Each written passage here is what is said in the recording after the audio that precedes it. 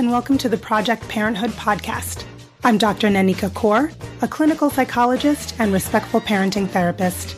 This podcast is for parents who want to experience more peace, connection, ease, flexibility, and fun with their kids, and have less conflict and struggle in their relationships with their children, no matter how old they are. While my expertise is in child psychology, one of the main aspects of helping parents nurture their children is providing care and encouragement to the parents themselves as they grow into the kind of parents they really want to be. A parent who feels emotionally starved is going to have a very hard time nurturing a child.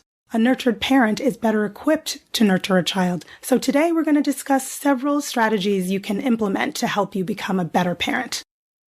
Radical acceptance is a Buddhist concept I learned from the work of Marsha Linehan, creator of dialectical behavior therapy, or DBT.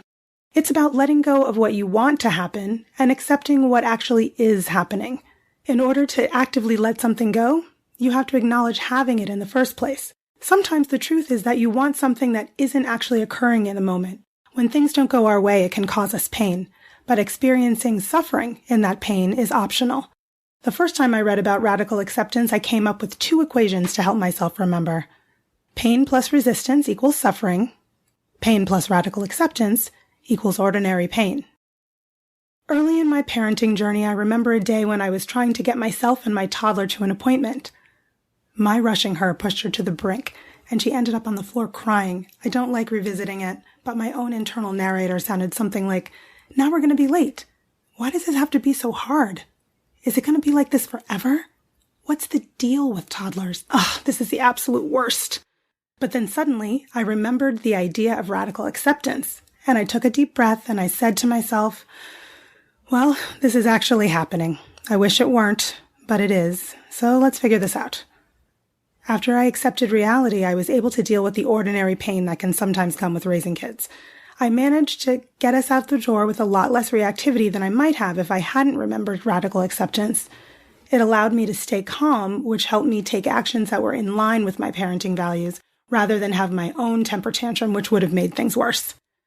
Another thing to remember, right now, in this moment while I'm saying this and you're hearing it, we've all survived 100% of the things that didn't go the way we wanted them to go.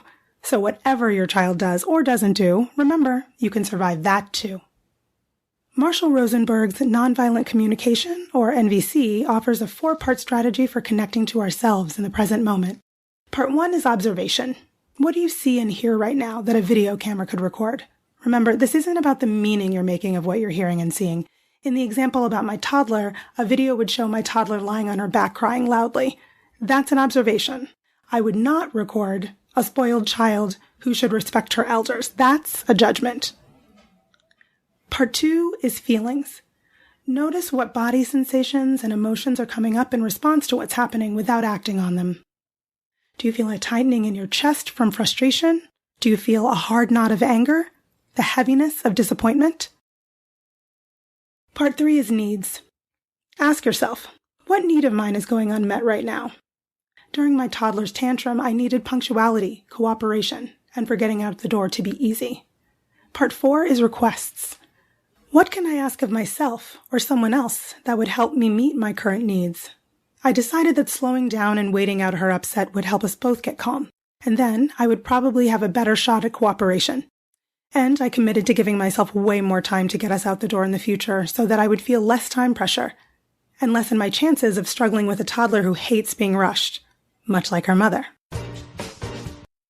The last self-care strategy, and perhaps the most important for parents to practice, is self-compassion. Dr. Kristen Neff talks about 3 components of self-compassion. Mindfulness is a part of every strategy I've offered on today's episode. It's noticing your present experience with acceptance. No judgment, no amplifying it, no reducing or eliminating it, just acknowledging the existence of whatever body sensations, emotions, thoughts, or images are in your awareness. Common humanity, or being aware of the fact that you are a fallible human who sometimes suffers just like all the other humans on Earth. In difficult parenting moments, I like to imagine that right now, somewhere in the world, some parent is experiencing the same frustration about the same thing. Give an imaginary fist bump to that fellow parent as if you're saying, "This moment totally sucks, doesn't it?" Solidarity. Self-kindness is the last component, and for parents with a harsh inner critic, this might be the most challenging. However, the more you practice self-compassion, the more you lower the volume of your inner critic. Try to speak to yourself with tenderness instead of ways that are demoralizing and destroy your sense of self-worth. Focus on talking to yourself with patience and comfort rather than shame or blame. Want to put these self-care skills into action? Start by practicing while listening to this podcast series. Notice your emotions and the sensations in your body while you listen. Do you feel defensive, self-criticizing, a desire to avoid uncomfortable truths? Anything letting you know you're becoming activated in some way? Radically accept whatever you're experiencing. Empathize with those feelings and show yourself some compassion. And here's a bonus mindful coping skill: unconditional positive regard, or assuming positive intent from yourself, your children, and other parents. You and everyone else are doing the best you can given your own upbringing and your parents' upbringing. When you become aware of childhood needs of yours that didn't get met, extend some grace to your parents if you can. But if you aren't ready to do that yet, that's okay. Honor where you are with that pain. When you become aware of needs your children have that you didn't realize and didn't meet, extend yourself some grace and forgive yourself for not knowing what you didn't know before you knew it. Parenting is really hard, and every parent needs support to be able to do it well.